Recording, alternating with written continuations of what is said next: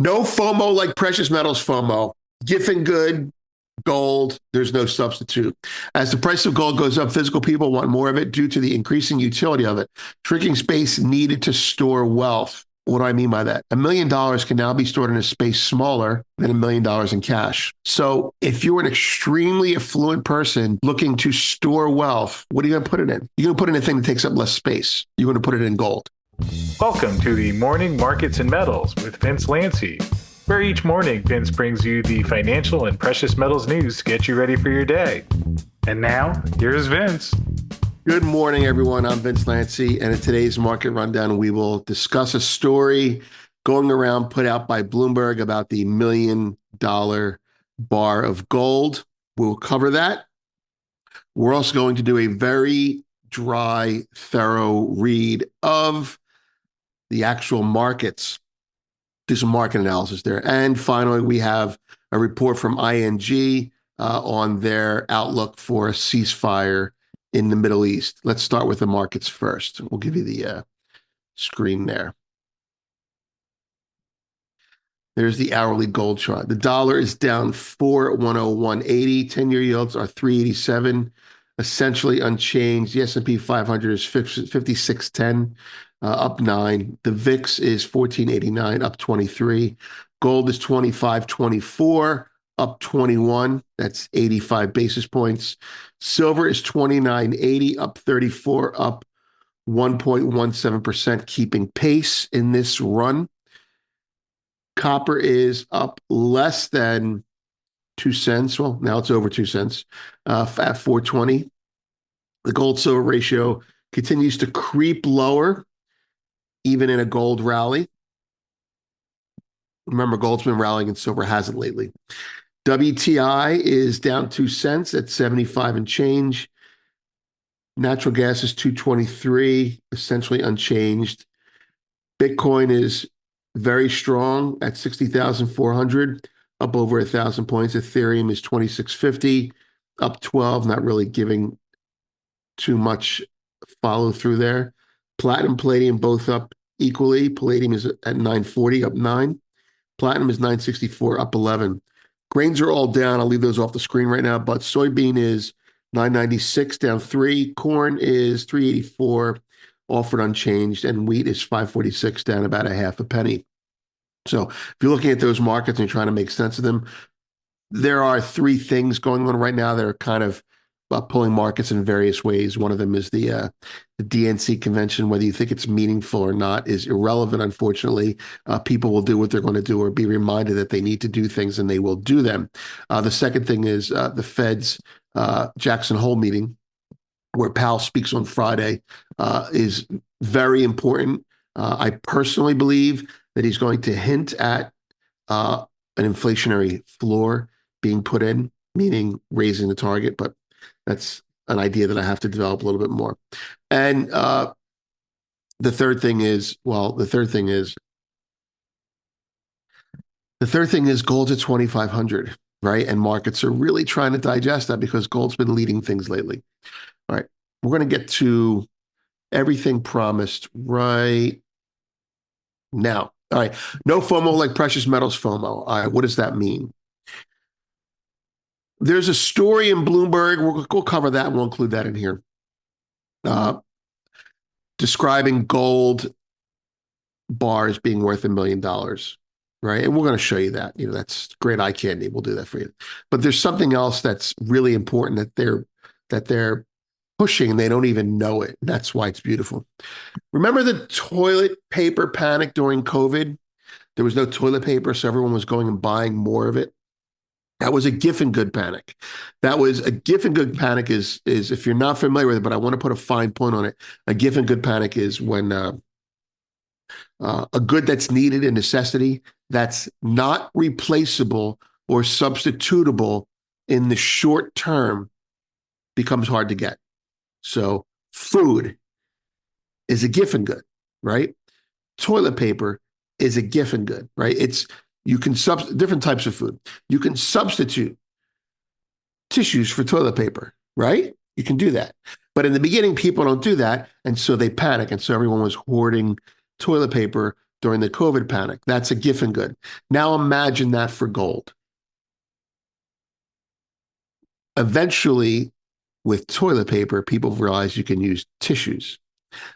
With gold, you can make the case for Bitcoin, but I will not. Genetically, they're different for that reason. Anyway, that's why there will be, we're not even there yet. There will be no FOMO like precious metals FOMO. All right, there's our front page. You can look at that for a second. I'm going to read through a proper market rundown of stories regarding yesterday.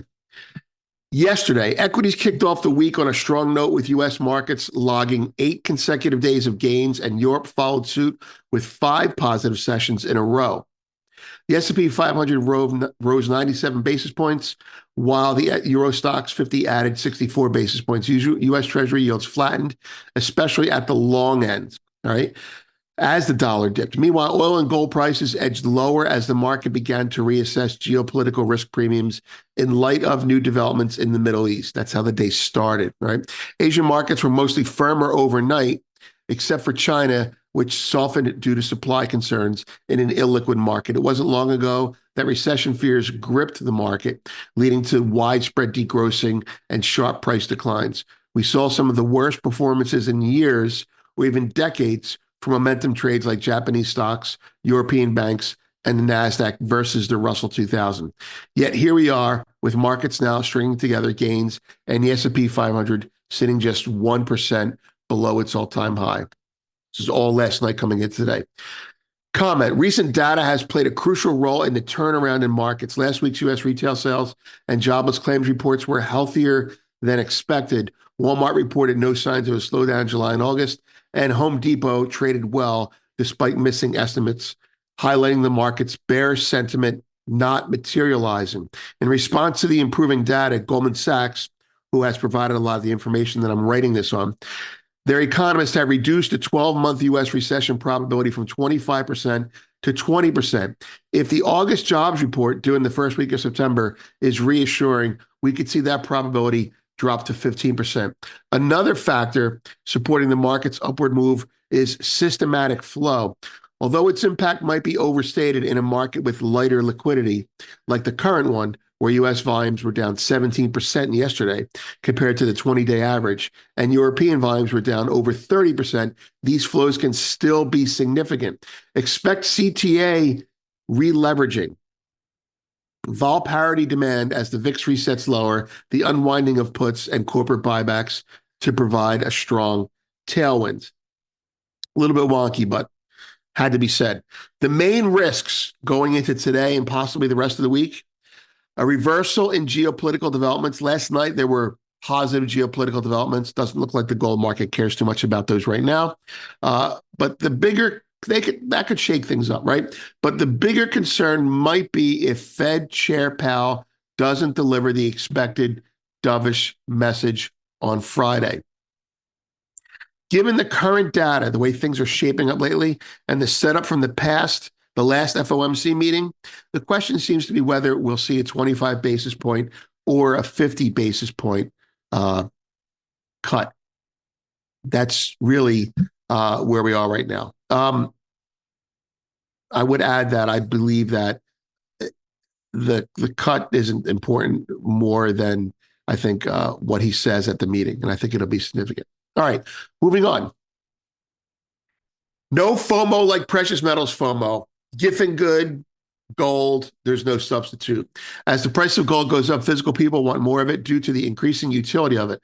Shrinking space needed to store wealth. What do I mean by that? $1 million can now be stored in a space smaller than $1 million in cash, and with comparable weight. A bar of gold, I think, is 27 pounds, and $1 million in $100 bills is about 24 pounds. So if you're an extremely affluent person looking to store wealth, what are you going to put it in? You're going to put it in a thing that takes up less space. You're going to put it in gold, right? Okay. That's a Verblin good. So as people start to realize this at the high end, right? This is not toilet paper at Walmart. This is, I may as well put more money in gold because it stores more of my wealth and it seems to be stable. Well, that's a Verblin good. A Verblin good is a good that there is no substitute for. It also is status oriented. And the higher it goes in price, the less space takes up storing your wealth. So you buy more of it. The obvious comparisons to Bitcoin are there. That's one of the reasons why by the way, I believe silver is going to go to the moon when this starts to really happen. When it starts to really happen, imagine silver worth $1,000. I'm not saying it'll go there, but imagine silver worth $1,000. You could store your wealth there, right? That's a lot smaller space. I mean, 85 ounces of silver to equal 1 ounce of gold. If you have money, you're not going to buy silver because it takes up too much space. Might collapse your floor unless you have a vault. If, on the other hand, silver's $1,000 an ounce, you're like, it's not a bad idea. I think I'll do that. And that's what's going on. Silver and gold there is no FOMO like precious metals FOMO. Trust me on that. We're nowhere near that yet. All right. Report the commodities feed, ceasefire hopes. ING put out a nice little report today. They note oil prices have come under renewed pressure following progress towards a ceasefire between Israel and Hamas. However, while Israel has accepted a ceasefire, the market is still waiting to see whether Hamas is on board. They're probably not on board. Gold's up $22 and oil's down 32 cents. This is proof that the Middle East is not why gold is rallying. It's the best. People are just, I can't get into it. Market news. All right. So here's the Bloomberg story we promised. All right. We're going to go through that story. We actually have it. Well, I guess we have it. We just sent it out to everyone, but I'll show you the Bloomberg version who are subscribers. For the first time ever, a bar of gold is worth a cool million. Did you know? Yes, I do know. A bar of gold is worth a cool million. The milestone was reached Friday when the precious metal spot price surpassed 2,500 an ounce, an all-time high. And it goes through all the other stuff that you're probably going to like to read. And we've already sent that out. You have access to it. But I'm just not going to leave all their advertisements up here because basically they're telling us what we already know. But what they are doing is they're like little Johnny Appleseed, just reminding people that gold is going up in price and you can store your wealth in smaller areas. And it won't be like toilet paper. You won't realize, I can use tissues. There's no substitute. Don't tell me Bitcoin is a substitute. I love Bitcoin. I own it. But Bitcoin doesn't have this kind of appeal to it because it's already at its max size or minimum size. Okay. It's going to go up for different reasons. All right. Data on deck today is Atlanta Fed Raphael Bostic speech. All right. These, again, you can listen to these if you want for educational purposes or for entertainment purposes, but they mean nothing in portfolio management. Only Powell matters this week. Going back to the markets, something that we covered this weekend that I want to look at now for you traders. See this here? It says not to fade this rally. It says as long as the market, we're looking at spot, as long as the market does not close below 2,500 spot 67 or trade below 2487.52 today, then this market will continue to have an upswing. On a more longer term, wow. On a weekly, there's nothing overbought about this. This little thing here, if you're a Bollinger Band person, this pointing downward away from where the market is going says that this market is theoretically just getting going. Going out to the monthly, it says momentum has slowed down. Well, think about it. We've had some pretty steep, is slowing down, but has not turned completely negated yet. So there you go. Combine that all with everything that Mike Oliver says, and I say, silver. Well, silver's silver is this is a market getting more volatile when it's already too volatile to begin with. So I think people are starting to lose money in silver that are playing that whole gold silver game on a weekly basis.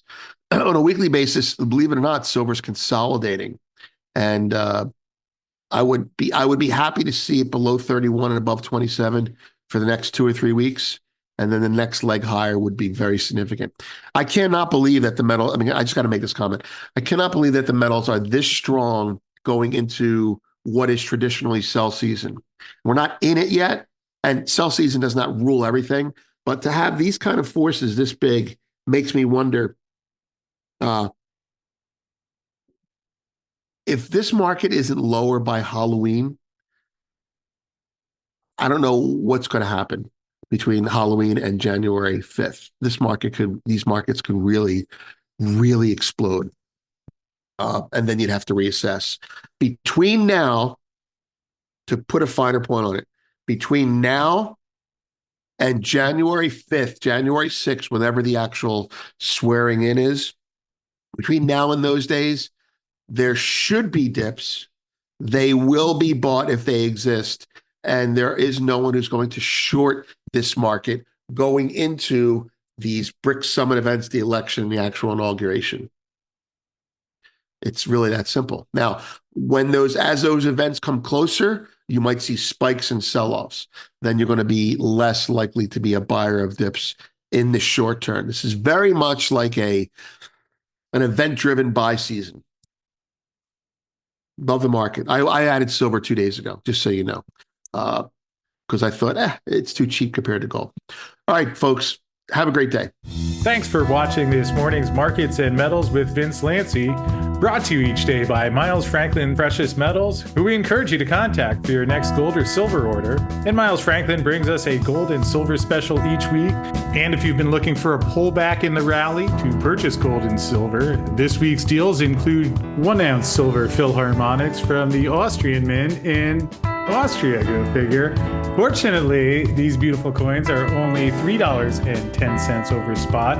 While we still do have silver under the $30 level, which it obviously eclipsed earlier this year.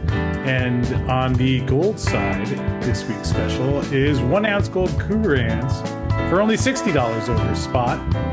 Again, you can place an order by calling 833-326-4653 or emailing us at arcadia@milesfranklin.com. Happy to answer any questions you have and get you set up with whatever you need. So call us at 833-326-4653. And as always, thanks for watching. Please note that this video is not intended as legal licensed financial trading advice and is to be used for informational purposes only. Please contact your financial advisor before making any decisions, and thanks for watching.